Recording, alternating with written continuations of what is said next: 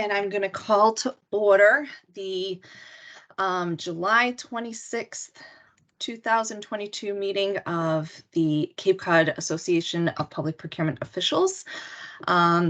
So first item on the agenda, I believe, is just the review and approval of meeting minutes.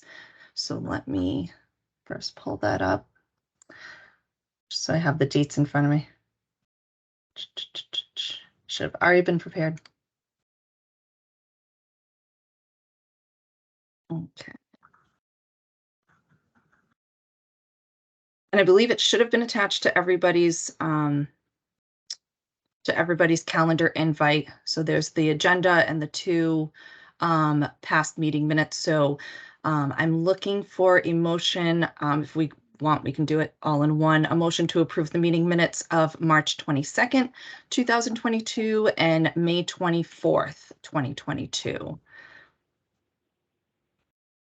Anyone like to put in a motion? Or make that motion? I'll make that motion. Thanks. I just wanted to edit the attendance and remind everyone to check to make sure that your name is on the attendance, and that if you amended. I was at both of those meetings. As you can see, I motioned to adjourn at both of those meetings, but I'm not listed on the attendance. So that would be my only recommendation, that everyone make sure that you either log in or you let Michaela know so that your name can be added to the list. But given that edit, I move both of those minutes. Second.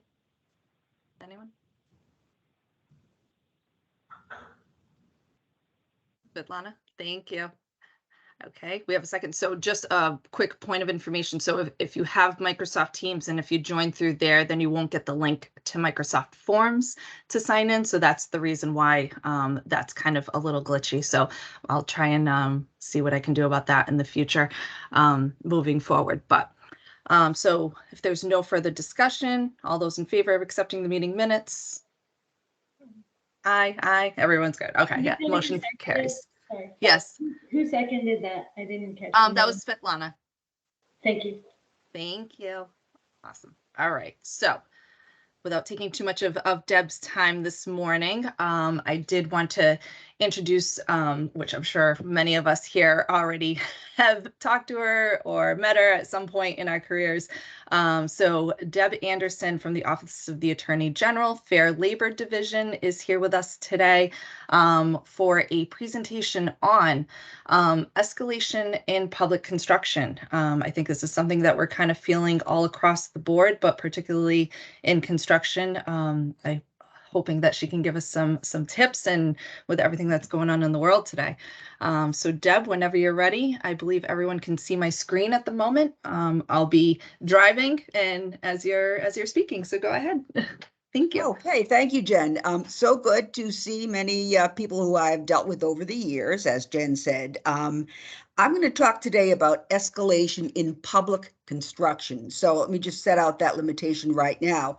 The Attorney General's office does not deal with anything regarding 30B, non-construction supplies or services. So I know there was one question about a ream of paper that was submitted to me in advance, and that's a 30B issue, and I'm afraid I can't address it. So again, the Attorney General's office does public construction, which includes both the construction piece and the design piece. So do you want to forward to the next slide? Okay, I'm going to start off with a little background that just for context, which I'm sure you're all aware of in terms of how we got here.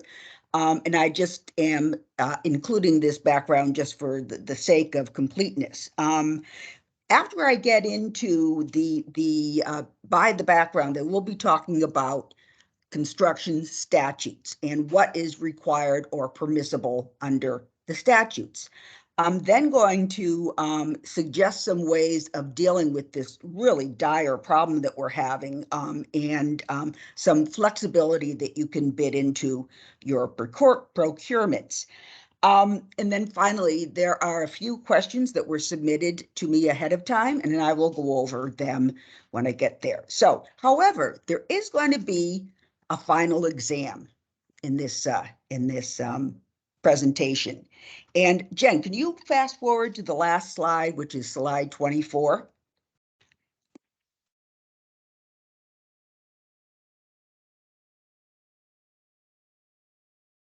Okay, it is a one question exam. Can we just have the, oh, I see, you want to keep going there.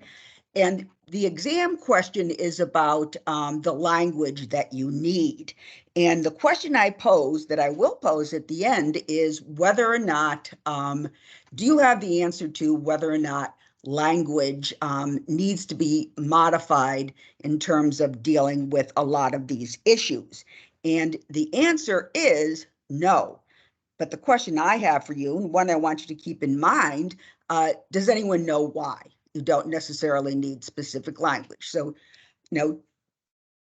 listen in, thinking about what the various statutes, that is the slide, the last slide. Just keep it in the back of your mind as we go through this. And again, if you have any questions, please feel free to reach out, either during this presentation or certainly in the days to come. So let's go back. We'll go back to the second slide, please.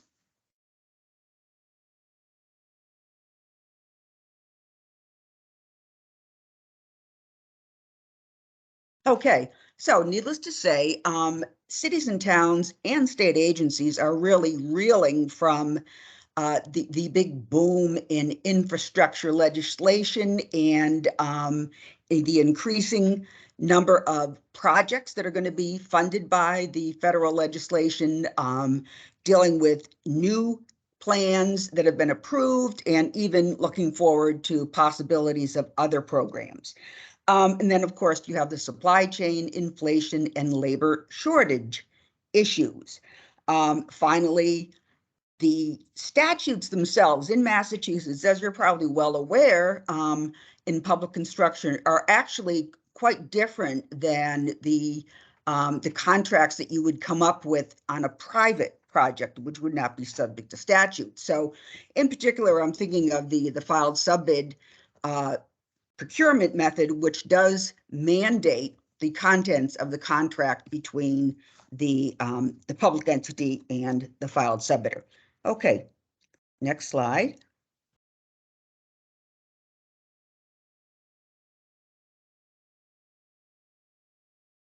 Okay, and here are the big, sort of global issues.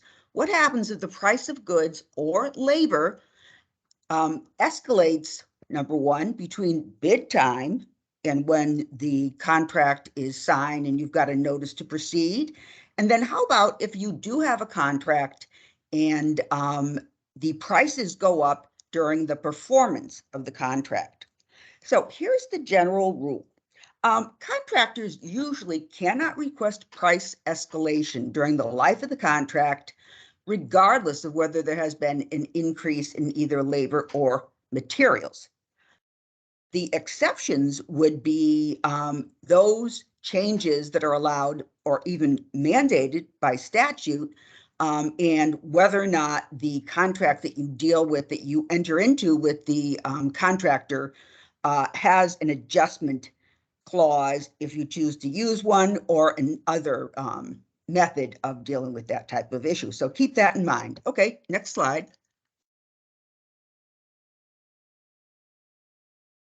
Okay, so let's assume that you are at the award of the contract, or you're looking forward to the award of the contract, and you worry about whether or not the prices are going to go up.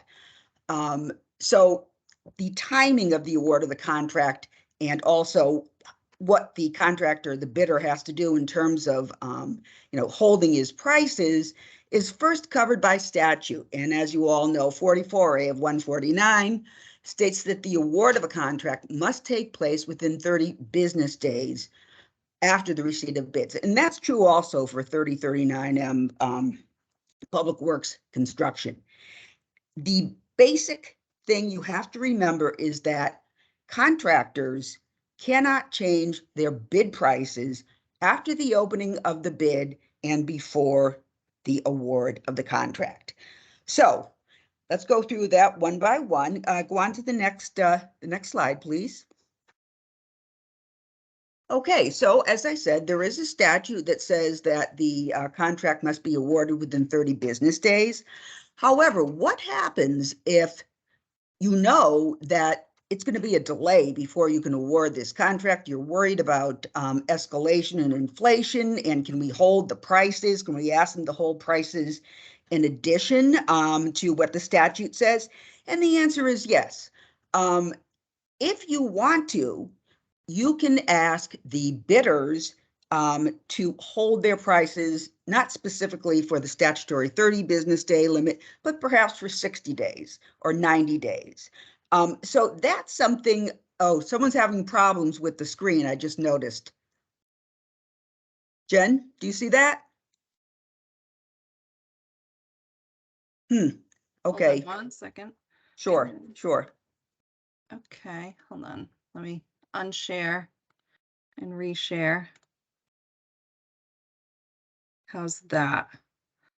It should be holding a price Nope, that in the looks right to me. statute. Okay. Looks okay? Okay. Perfect. Okay, Yeah. I'll come back to the second bullet here, which is the GC. The contract is awarded, as you know, with the GC and not with the filed subs or the subs under the GC, such as site work and so forth. So, let's say that you ask the bidders to hold their price. Theoretically, technically, best case is to say in your IFB that everyone must hold their prices for 60 days or 90 days. And then we'll go over what happens if someone says, no, I'm not going to do that. Now let's go on to the next slide. Okay, as I say, you do have that flexibility. It gives you some certainty about the prices because, as we all know, inflation keeps escalating from day to day. But the only background, the only problem with that, however, is that there is so much work these days out there for public companies that there are a lot of contractors who just decide not even to bid the project because they want to make sure that they're not buying a pig in a poke where they're going to have to deliver some material or whatever, and it might escalate. So it's a balancing process that you have to go through. So it's as I say, ideally, if you're going beyond the 30 business days in the statute, right up front in the invitation to bid, you say that the contractors must hold their prices for that, the specific number of days. And, or you can say something like, or until town meeting has, awarded it, that type of language. So that's the optimal way of doing it. However, let's say you get in the bids, and let's move on to the next slide. Let's say you get in the bids and okay, I'll make that point now.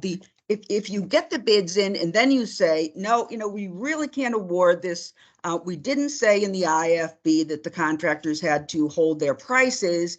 What can we do? Can we ask the bidders to hold their prices if we didn't inform them up front when we published the IFB that that is what was going to happen? So, you can ask the bidders to hold their prices after they've been received. Again, I'm not sure everyone's going to agree to that, but returning to us, not that you have to backtrack the slides, but remember that if you're dealing with a public construction, public building project, it's the GC that has to agree to the extension of the time that they have to hold their prices. It's not the filed subs, it is the GC. So that is where if the GC is willing to hold his price, then it may result in a slightly or greatly lowered profit to the GC, but that's something that you can deal with it. So then we asked, well, what if the contractor puts in the bid and then decides after being awarded the bid that he is not going to execute the contract. And what I'm talking about here is the bid bond issue. This is an important issue. As you all know, bid bonds are required for any projects exceeding $25,000. And if a bidder fails to execute his contract, the awarding authority may be able to retain his bid bond. Now, the key thing there is that we're only looking at the low bidder. So if the low bidder is presented with a contract and he refuses to execute it, then you may be able to, in most cases, you may be able to retain the bid bond. And the bond, as you know, is 5% of the contract price, which will be retained up to the delta between the low bidder and the next low bidder. So let's say the delta between the low bidder and the next low is $100,000, but the bid bond, being 5% of whatever the contract price was, is $30,000. The awarding authority does not get that span up to $100,000. It would only get $30,000. So anyway, this is something you always have to keep in mind. An exception is made for death, disability, bona fide clerical or mechanical error, or other unforeseen circumstances. I always tell people, especially these days when contractors, they have so much work available to them, and they decide, well, I'm not really going to take that job that I was awarded. I'm not going to execute the contract because I want to do something that's a better project, a more profitable project. It is important that the awarding authority not just sit back and say, they get an email from the low bidder saying, oh, sorry, I made a clerical error, I'm withdrawing my bid. That's not good enough, okay? The bidder has to actually meet one of those criteria that I have in that final bullet: death, disability, bona fide clerical or mechanical error, or other unforeseen circumstance. So if they say to you, as they often do, that this was a clerical error, what that means generally, and this is what the cases say, is that there was some error of transcription. So in other words, when the bidder took his takeoff sheets and entered the number onto the bid form, he transposed a number, that type of thing. So in that type of case, yes, he will be able to retain his bond. However, if the problem is that the bidder missed scope and he realized after seeing everybody else's bid that, oh boy, I'm way lower than everyone else. If that's the case, if it's a case of missing scope, then you may retain the bid bond. So, that type of thing. And the other type of thing is someone saying, for example, oh, I forgot to use the prevailing wage rate, which is a big problem, needless to say. That's not a clerical error. That's just that's just an outright contractor error. It's not because in the flurry of putting in the bid, which is sort of the history of this statute, in the flurry in the last 5 minutes when you're on the phone getting prices from suppliers, you take down notes from the supplier that was, inaccurate. You made a mistake. That's what the bid bond statute is all about. And in those cases, that's when the bidder can retain its bid bond. So you always pursue it with the low bidder who wants to withdraw his bid, and make him demonstrate through, for example, vendor supplies or a spreadsheet, that type of thing, that in fact there was a clerical or mechanical error. It's really important these days because I see this more and more. I'm sure many of you have also seen this, that the bidders just walk away from the project. So that's not good. And this is a real tool that you have in your toolbox. Okay, let's go on to the next slide.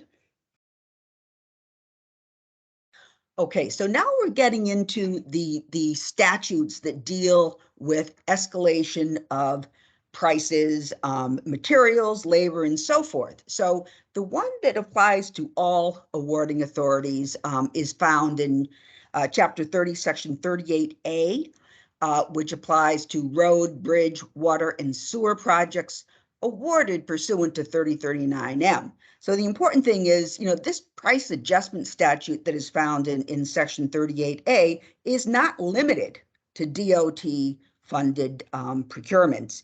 The other thing you need to know is that since this has to be awarded pursuant to 3039M, then, for example, a water treatment facility, which is clearly a building, then, that would not, as a building, that would not fall under 38A. So that's one thing that you need to look at. It applies to fuel, asphalt, concrete, Portland cement, and steel. And I would expect that this is a fairly common thing that you folks run into on a day-to-day basis. Okay, next slide.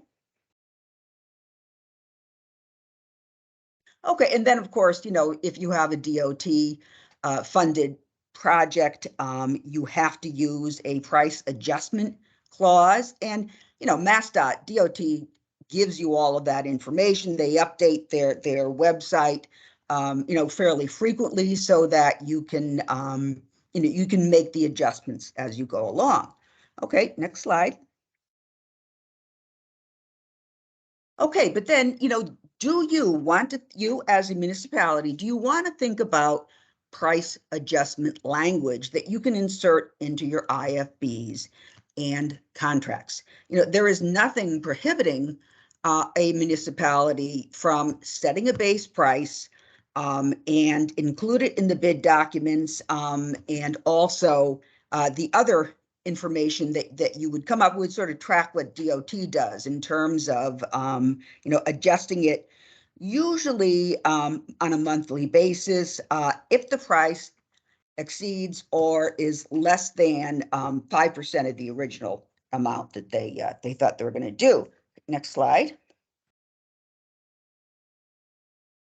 So, there are different standards that are set for different commodities, such as these other materials that I have listed there. There are, if you look nationally, there are certain indices that deal with that type of material.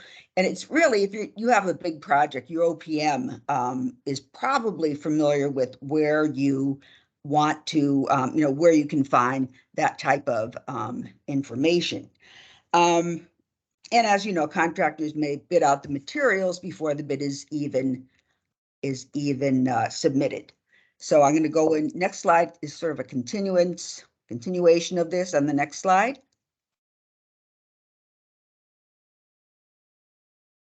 Okay, I mean, obviously, the problem with this, if you want to do it on your own, is that you have to come up with all of this. And, the method, is it 5%? Is it 10%?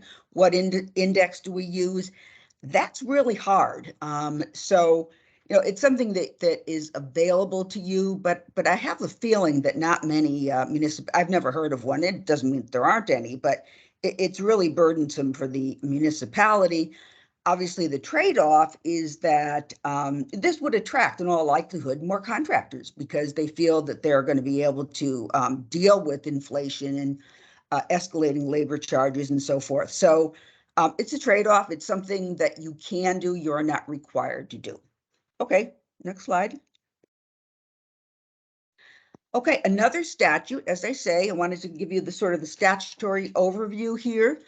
You folks are probably familiar with Chapter 30, Section 39N, which provides for equitable adjustment of contract terms due to differences in physical conditions. And that's important, physical conditions. So for example, I mean, let's say you find ledge that was not manifest, was not picked up or manifest in the drawings or the specifications, or that type of thing that is a physical problem.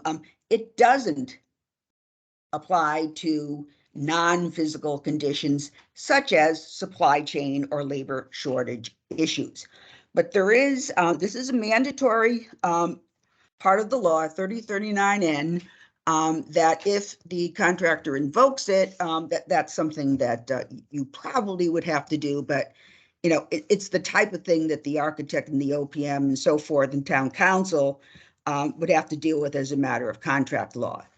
Okay, and that, as I said, The condition that is found must differ substantially from those shown on the plans or indicated in the contract documents. Okay, next slide. Labor escalation. This actually is an issue. It's not necessarily limited, obviously not limited to these days. It's always been the case that the prevailing wage rates are obtained prior to bidding, and that rate sheet remains in effect for the entire length of the project. So you have a project, the bidder gives you his price. 6 months later, he said, oh, the prevailing wage for these sheet metal workers that I have has increased.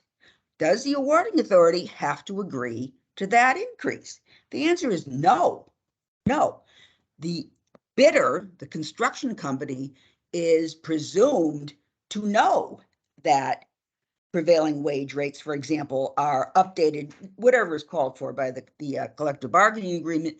But the contractors are expected to know that, and they take that into consideration when they submit their bids. And as you all probably know, there is an exception that if you're dealing with a multi-year project, a big, public building, for example, the new high school and that type of thing, if it is from the beginning seen as a multi-year project, then the awarding authority has to get a new rate sheet for each year. And again, the bottom line is that this is something that the contractor must take into account, the fact that the rate may increase during the contract. Okay, next slide. Yeah, next one. Good. Okay, I thought I had some more. And then this is one of my favorite topics when I talk to municipalities, the topic of unit prices. And as you all know, this is mainly used in public works. For example, tons of asphalt or granite curbing, that type of thing that is used as opposed to a lump sum project, which is generally does not have unit prices in most cases. So let's say that the awarding authority on its bid form asks for a base rate and also gives the bidders the estimated quantities. There are two types of unit prices, and this is, as I said, this is really important. A lot of people don't know that. Two types of unit prices in construction procurement.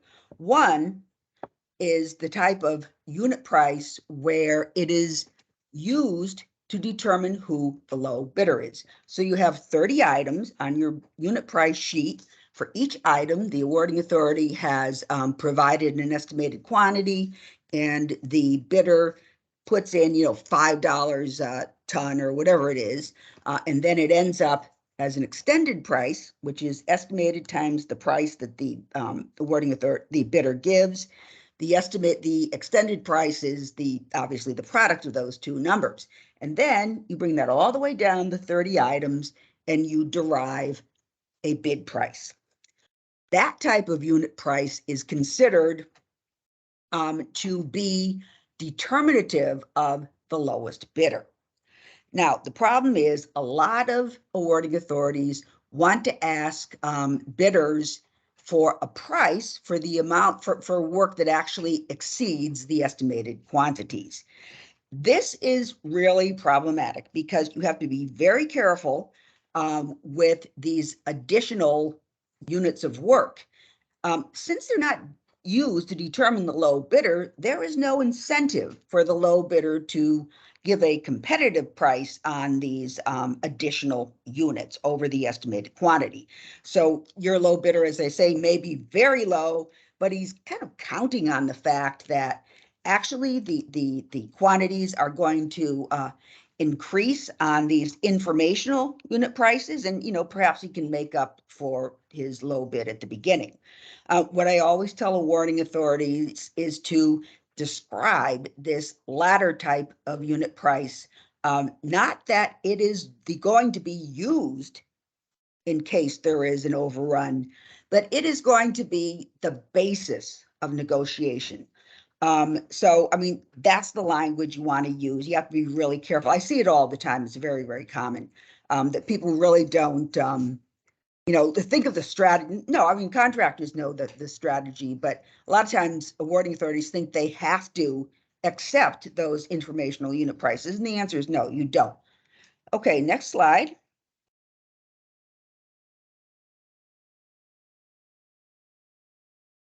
Here's an example. This is and I'm sure a lot of you have seen this, the DOT standard spec. I'm not going to read all of this, but you see that, it only comes into existence if there's a 25% change, and so forth in terms of, here we go. Item shall be negotiated, no allowances for loss of anticipated overhead costs, anyways, that's just an example of how that actually works. Okay, go to the next slide.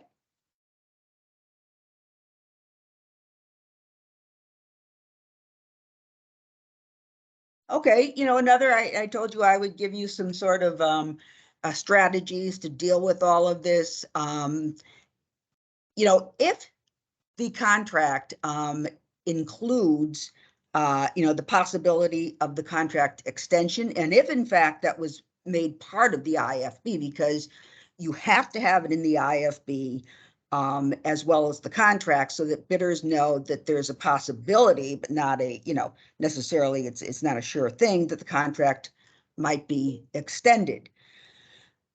So if you have that flexibility, it may be that you want to extend the contract, but remember, if you just extend the contract, you extend it based on the original contract. What that means is if you're exercising your right to extend the contractor does not get additional money, okay? The contract terms that were agreed to in the first place remain for those extra years. So that's something to keep in mind. Obviously, if you're dealing with potential extensions, then the method of procurement is based on the maximum length. And this can impact, for example, the advertising laws, the need for DCAM certification, and so forth. And I do know that I think it was last fall that DOT put into its standard guidance for awarding authorities that you must do this. I thought that people did this as a matter of course, but apparently it was not always apparent, not always apparent, that for example, in a DOT contract, I mean, that DOT under Isidoro's, stately management awards or grants or certifies contractors with what we would call in the public building world a single project limit and an aggregate work limit. And as of last fall, the DOT requires that the certification of the contractor include any possible extensions. Okay, next slide. Okay, another method, this is, used obviously in big projects, big building projects, the contingency funding, which is, it deals with potential project cost escalations or unanticipated costs and so forth. This is used in the public sector as a matter of routine because the obvious benefit of this is that the awarding authority does not have to go through additional funds, which can be something of a pain. But if you have a contingency there, you just access that contingency as you go along. Okay, next slide. Another method, I'm sure most, if not all of you, are familiar with the state OSD, the Operational Services Division, that holds state contracts. In particular, what I see a lot is the tradesperson's contract.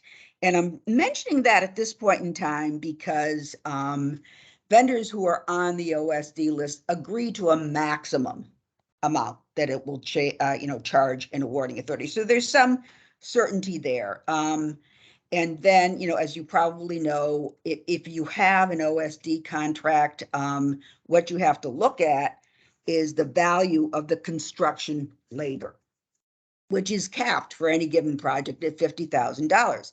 The good thing is that materials are not capped.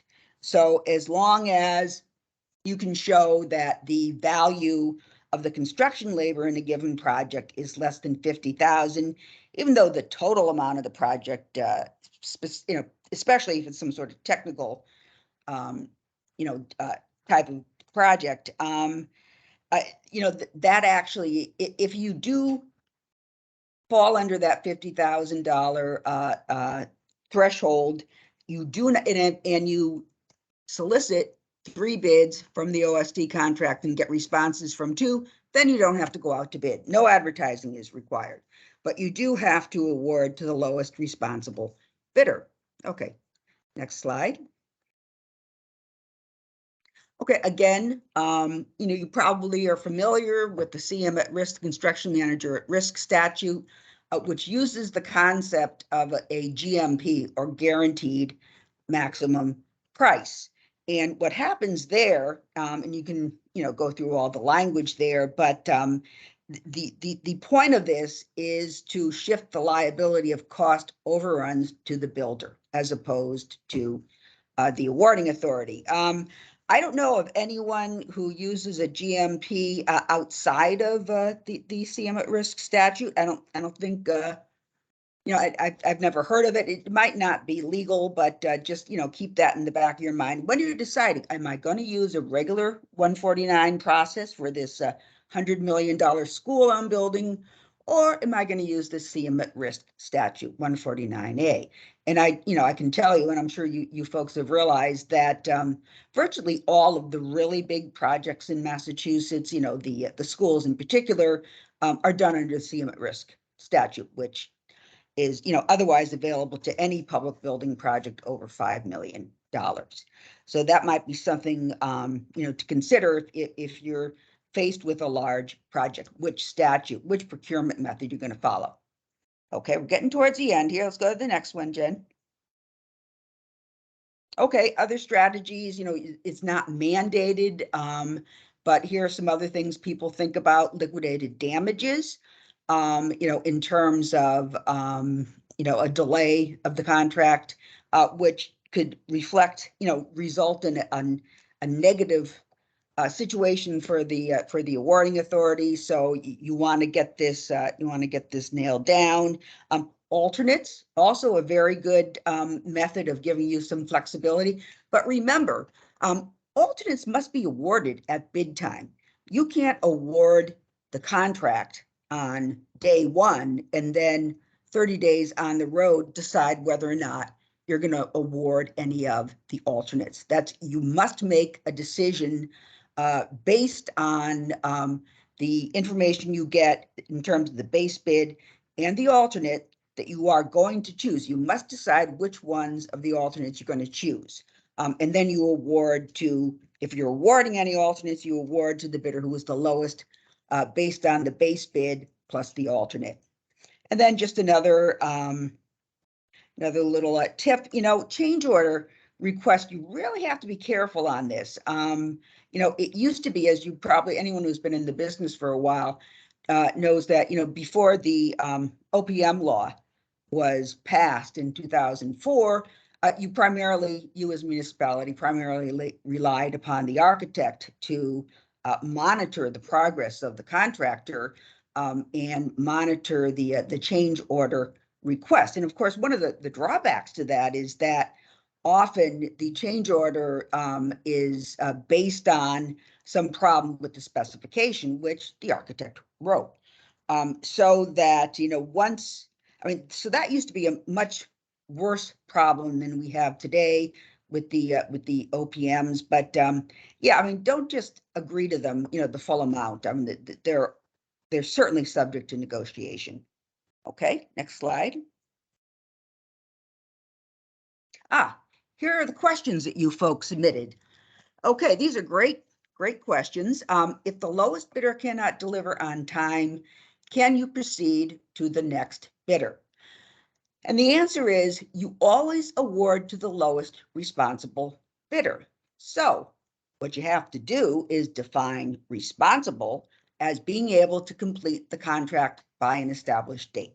So you only would award to someone who has complied to that provision. And that's how you get around it, okay? You can't, if you don't define responsible or responsive in your IFB, I don't think as a matter of construction law that you can say, well, these two bidders, the one was lower, but the other one says he can deliver on time. No, you have to provide for that in your IFB. Okay, and obviously you include the date in the, in terms of when you need this by in the IFB and the specifications. Okay, next question. Another great question, abandonment by a contractor. Again, I referred to this earlier that many contractors are starting at, not many, but there are some, given the shortages that we have and the inflation and so forth. The issue is what happens if the contractor has signed a contract and either just refuses to move forward or, gets a month into the project and decides he'd do better off on another project and he walks away from it. So what happens? How can you prevent that? Well, just bear in mind that you cannot force anyone to work for you. Even if they were awarded a contract, you can't make them come to your project and, put shovel in the ground. Otherwise this would actually be a form of slavery, which obviously is prohibited by the Constitution. So no, you can't make a contractor work for you if he does not want to. However, you do have certain remedies. One is the performance bond, which is required on 149 projects over 150,000. However, even though a performance bond is not required because it's under 150 or it's a 3039M project, you can certainly, as the awarding authority, require performance bonds on any project. And it's in the same vein as you require that the contractor have a certain type or amount of experience. It's a local requirement. You must have 5 years experience in this particular work. And in this instance, you also have to agree to taking out a performance bond of 100% or whatever. No problem with requiring that. But of course, it does increase the cost to the bidder, which is going to be passed along to you. But that's something you might want to think about. But if you do get into a situation where you have to invoke the performance bond, contact town council, contact the city solicitor, because this is really quite an involved surety problem. It's something that I never get involved in because, as you may know, my jurisdiction only extends to the award of the contract. I have nothing to do with what happens during the performance of the contract. So anyway, that's something that is quite complicated. So you definitely have to contact your local council.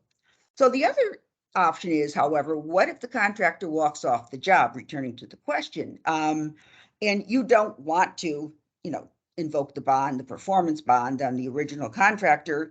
Can you go to the next lowest bidder? The one that was number 2, obviously, on the original bid. Yes, you can do that. Obviously, you would get a credit for them for the work already performed. So that his actual price is lower than what he actually bid.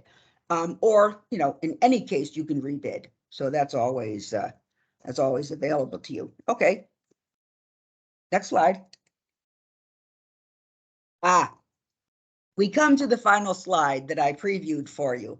And it's I have 2 very similar questions. Is there any specific language we can use in a bid or contract to hold the contractor responsible for securing alternative supplies? Second question, do you have any language we should include in a bid related to supply chain delays, lack of staffing, price changes? And the answer is no. But what I want to know in this final exam, does anyone know why the answer is no? Oh, yeah. See a lot of hands going up. No. Okay. Well, I'll give you the answer because I do want to leave time for questions here, and I'm not going to, prolong this. But, all of these issues that we talked about are actually go back to the issue that I mentioned at the beginning, which is that the contractor has to comply with the terms of the solicitation and the contract. So he has to, for example, install a boiler and so on and so forth. And, that's part of his contract. He has to purchase the boiler and he has to install it. The fact that there may be supply chain delays really does not matter. You, as a matter of contract, if you're a municipality, you have the right to insist that the contractor, follow through, perform the contract, even though it has become more expensive for the contractor. So you don't want to put in any language saying, you have to be aware of supply chain delays, lack of staffing, price changes. Number one, it's not needed. But the other thing is, think about this. If you tell the contractors that they are responsible for supply chain delays, lack of staffing, price changes, maybe you left something else off, So once you start enumerating different things, to the contractors, then they can always come back and come up with some other reason why their prices have escalated. So that's the answer to that. Same issue here with the, securing alternative supplies. That's the contractor's job. You don't have to have language. In fact, you should not have language that says that Mr. Contractor, if you cannot find, or you do not have access to whatever the supply was, you have to find it and you have to absorb the increased cost on that, because the contract that was entered into between the municipality and the contractor, as I said in slide 2, that's it. That's it. You have to abide by that as a contractor, and obviously as a municipality as well. Okay, that's the end. I'm hoping this was useful. It's a really difficult situation, and I'm glad to see that the recording as well as the PowerPoint will be available to people. Oh, I'm kind of frozen. Aha, okay. Anyway, but yeah, sure. If anyone has any quick questions, but again, if you ever have a construction procurement question, I think most of you, but not all of you, know that, my computer via email or my phone, that's what I do all day. 90% of what I do all day is answer questions from everybody, municipalities, architects, OPMs. OPMs are big time questioners. I think they don't want to spend a lot of time learning what the law is, so they just contact me, which is kind of frightening. But anyway, contractors, unions, public interest group, and so forth. So, as I say, maybe 5% of my time is engaged in actual bid protest hearings. The rest is simply giving advice. So I hope you all feel free to contact me. But if anyone has, we've got 8 minutes. If anyone has any questions now, I'll be happy to answer them. Anybody? I guess not. That's awesome. You must have answered everything. Well, it was good that we had the questions ahead of time too, so that probably answered a lot of things for people. Yeah. So that good. But that was great. Thank you so much for coming to us today and for giving us your presentation. Really appreciate it. Okay. Thank you, Debbie. Am I able to access a copy of the transcript or no? Yeah, or the absolutely. recording? You should be able to access the transcript, but worst case scenario, I can send you a link to the video if you would like that as well. Fine. Yeah, sure. Yeah. Sure. Awesome. Okay, everyone. All right. Hope you have the rest of your day is good. Thanks. And hopefully we'll be out of these strange times, sooner rather than later. Hopefully, okay, bye-bye now. Thank Thank you. you. Have a good one. Awesome. All right, so just moving on the agenda. I don't want to keep everyone too far beyond our time, so I'm just going to kind of run through this as quickly as possible. So we're still taking nominations for a speaker committee if anybody wants to participate. I mean, luckily I think we've been kind of managing it as best as we can, but it would be good to kind of have that additional member. So if anyone is interested, you don't have to contact me or tell me right now at the meeting. You can always feel free to email me, or if you know someone that we can volunteer, we can do that as well. Right, no problem. So the other thing I did kind of want to go through, I do have on the agenda also, well, first let me finish up that agenda item.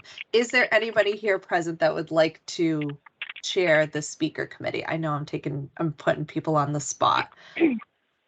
Responsibilities would really just be coordinating, finding speakers, and then coordinating with them to get them set up for like the meeting. So it's not too bad. But if not, again, feel free to email me, and hopefully we can get that position filled. So the next thing is the county bid updates. So as of right now, all of our FY22 bids are fully completed. All contracts are uploaded onto the website, which I'm going to take up in the next agenda item quickly. And I think the only thing that we have pending right now that I'm trying to complete, oh yes, announcement. Jen's going on vacation for 2 weeks. I am leaving on Friday and I will probably take my laptop with me, but regardless, I'll be away for 2 weeks. So my goal is we have a bid pending right now that I'm putting together for tax bill printing. Many of you have already kind of gone through this, that the current vendor, the Boston Globe there, has decided that they don't want to do this anymore and have discontinued their service. So now we're all kind of scrambling at the moment.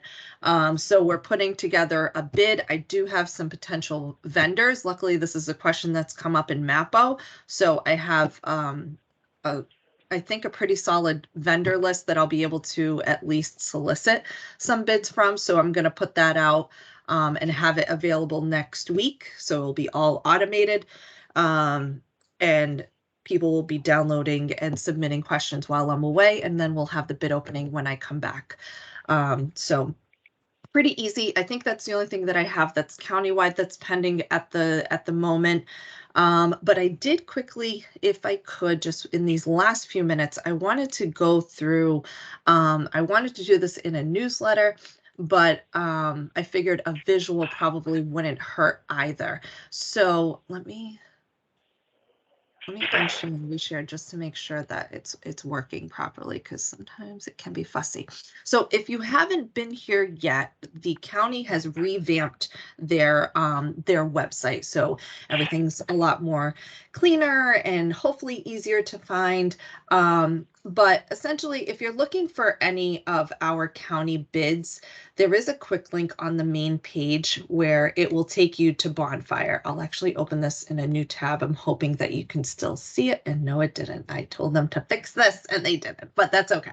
All right, so one more click and then that'll take you to Bonfire. So as you know, we have an e-bidding solution. So all of our bids are done electronically at the county. Right now, there are no open projects. I tried to plan that purposely to have everything quiet for the next 2 weeks, but next week you'll see the tax bill as an open opportunity. So let me close that out. So that's the first thing.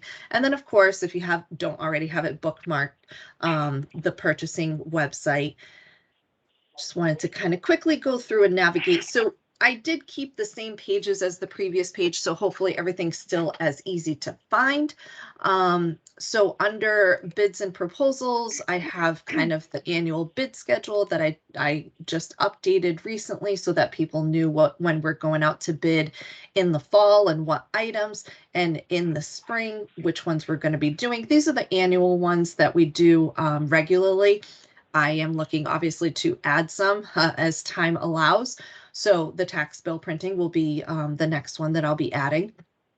Any closed bids, this was all done prior to the implementation of Bonfire, because Bonfire now has all of that kind of archived. So if you need any prior bid documents or to vendor lists or any information from FY21 and after that, it's on Bonfire. Anything prior, I asked everybody email me, and it's been, no one's requested anything, so I think everyone is probably on Bonfire now.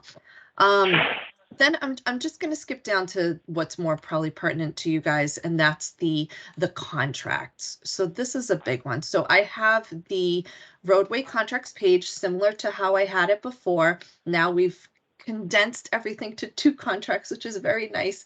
So we have, or 2 bids, I should say. So we have the road construction items and materials, and here you have your bid documents, your pricing sheet, all of the contracts that we did for that. And then the road resurfacing project, same thing. This one, of course, is bid on an annual basis.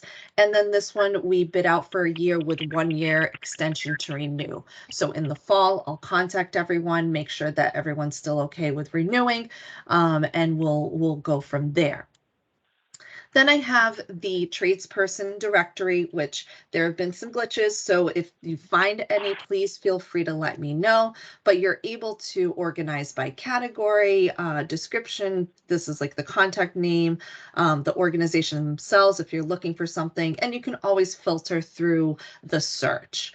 And I do have the tradesperson's user guide still available for those that may not use this frequently and want to know how to utilize these contracts. And then, of course, the fun one, the county-wide contract pricing. So this is the rest of the bids essentially that we do. So you have up here are all the pricing sheets. So for fuel, oil, gasoline, everything, just the pricing sheets are in kind of like these quick links up here. Then you scroll down and you're able to get the contracts themselves. So if you wanted, say, you're to look at your full contract for elevator maintenance, you just click on this little accordion and you can see the contract. And then we just recently renewed it, so you can see the renewal as well. And that's for each one of these. And then we have kind of these other contracts that we do in-house, but they do kind of affect all of the county towns and whatnot. So sometimes it's just important information for you to know. So I try and keep that there as well in case somebody needs to see the pricing. And then finally, just one more thing, which is, so on the CCAPPO page themselves, so I do have everything updated here. You know, we have, future meetings. I was supposed to have it hybrid, but we decided last minute to do it remote. And then I have this sign up for news and updates. So this, I'm going to be sending out a newsletter soon, just with a recap of this meeting and the presentation items and whatnot. But I do have kind of a sign up. So if you have someone who has just joined your team and you want them to be a part of CCAPPO, and more importantly, part of the distribution lists for different bids, and now I don't see the CCAPPO one here, which is frustrating. Okay, one more thing for my 1 o'clock meeting today. There should be an email list for CCAPPO here, and now I don't see it. So I'm going to get that turned on. I don't know why it's gone, but regardless, see, like I said, we redesigned and we still have some quirks here and there, unfortunately. But this is where you would sign up for the different lists and for CCAPPO as well. And hopefully by tomorrow we can have that fixed. I'll make sure she does it when I'm on a call today. All right, so just going back, and then finally, you always have the CCAPPO meeting minutes. So I have folders for the different meetings, and then from there you can obtain, like, so for May, you have the sign-in sheet, the agenda. Each one has kind of the folder with whatever presentation we might have had that was provided. It would be in that location, so in the CCAPPO meetings, and then you just kind of filter through to each folder. So, and that's it for that. So what I'm trying to do mostly is, because I obviously don't, as many of you a one-woman show. So I'm trying to take kind of a lot of the administrative work and make it a little bit more automated. So as far as like updating distribution lists, having materials available, I kind of push everybody to check on the website. I update it there so that way it's always accessible. So that way I can go away on a 2-week vacation and not have to worry too much. So, but are there any questions? I have a tendency to ramble, so I apologize if I did that. Anyone? I have a question. Yes, go ahead. Sorry. It's not about your site, it's about the tax bill printing service. Yes, Where go we ahead. are. So where we are is right now I'm putting it together and it will be released on Monday. So I'm going to do the advertising between today and tomorrow, putting the bid together. By the end of the week, I have to build it into Bonfire and put the documents together, and then it automatically will open for people to download on Monday. And I'll be sending it out to vendors prior to that and let them know that it'll be available Monday. So scope of work is done, Everything's done. the scope of, yeah? Yes. I didn't get too much feedback. I didn't get too much feedback on the plan. What is it? We negotiated on the bid plan when we bid on it, and we have a lot of vendors. Do you want me to send the second and the third vendor when we bid and we awarded contract to Globe Direct? But we have 2 others and they were good. I don't know if they're still in business. Maybe they have the same problem, Yeah. I mean, as far as like the scope itself, I didn't get too much feedback. I think I got one today because they recently went out to bid for, I think it was the town of Harwich that provided some additional information. But if there's anything that I need to change or add to the scope that you might have negotiated, I mean, I would love to include it ahead of time. Maybe I missed something. I didn't have your email with the scope. So Yep. it's like, I'm not aware that you I sent out the tried scope. Yes, I sent out the scope to everyone and the what was the other thing? The spreadsheet so that everybody can put in their quantities. So, I didn't get it. Maybe something, Okay. I don't know. all right, I'll Because I forward was it. waiting, do you remember? I sent you email, I asking about it, and I just, for some reason, I didn't get it. All right, all right, I'll forward it to you right now. Okay, thank you. And Yeah, of I will course. send you maybe our to these vendors. If they're in business, one of them was very good. Yeah, whatever you have. Yeah, I sent it to you on Friday the 15th, but I'll send it again. No worries. Thank That's you. scary. That's scary that you're not getting it. No, we worry about it because like we're the first in the first lane with our taxes. So it's like for us, it's important. Right. Yep, so I just sent that over now. So yeah, so any changes, if there are any additional changes, I can make them up until Friday. Okay, I will review today. Awesome. Thank Yep. you. No problem. Any other questions?